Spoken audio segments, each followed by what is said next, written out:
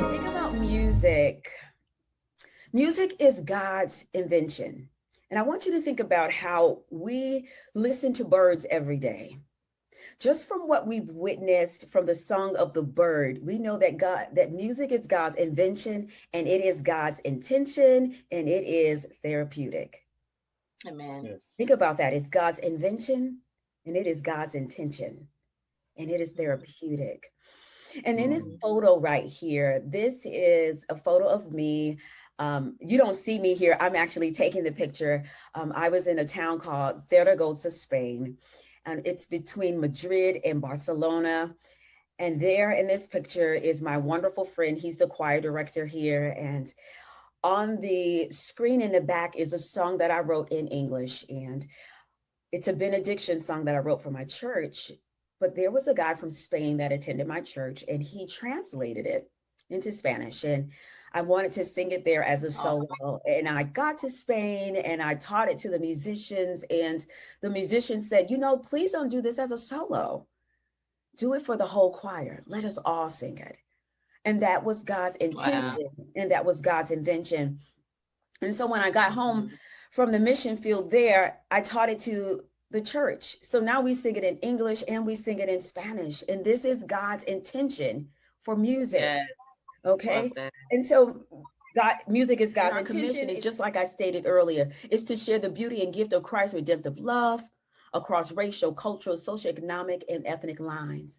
That's the first part of your mandate. Then the second part of your mandate when you're on the music mission field is to make sure you understand your specific instruction, what instruction you're given from the leadership for your country, your state, your city, or your people group.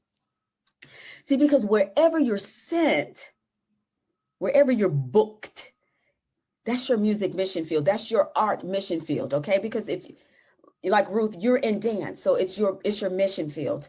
See, you need to be very clear about your instructions, okay? Because one thing you have to know is Christ going to be shared right out, like we do here?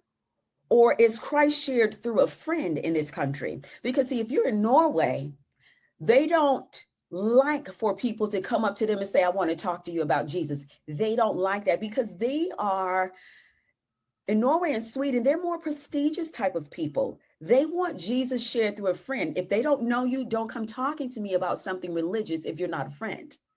You don't know me well enough. They're doing very well in their life. They're at the high income bracket. They're doing well. You need to know me first. You don't know a thing about me. Okay. Another thing you need to know is, are you allowed to say Jesus or not in this country? Can you only share your life's story? That's the thing you need to know. What is your mandate? Are you there for a workshop or just to support?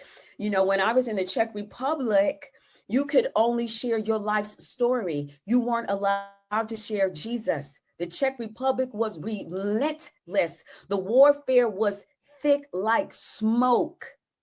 We walked into a building. My sister said, hold up. The devil is thick in here. She said, hold up. We walked in there. She said, baby, it's hatred in here. She said, she said, gird up. The atmosphere was so tense. And you could only say Jesus if you were asked. And I had a person with me who got very upset because they were not allowed to witness like they do in America. They felt the mission trip was a waste of time because they were not allowed to do like they normally do. Cultures are different, guys. Your way is not the only way Christ will come across. Your conduct and behavior, your godly character, your conversation when no one is looking is going to be the thing. Who you take on the mission field matters. The people you take matters. You need the right people. And so those are the things that you have to look for. And you need to be prayerful because the wrong people whom you cannot send home quickly can cause drama. You'd be surprised. So choose wisely. Ask God about your choice of team. My last mission trip that I went on really quickly, I took two people, my sister, I needed a prophet, and my brother, who was a mercy, just real quiet, who was like a thermometer. He measures the room quickly, like people are feeling like this and this and this. And my sister who says, okay, this is happening in the room. We need to be aware.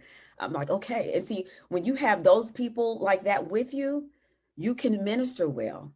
You can minister well. Gauge your people.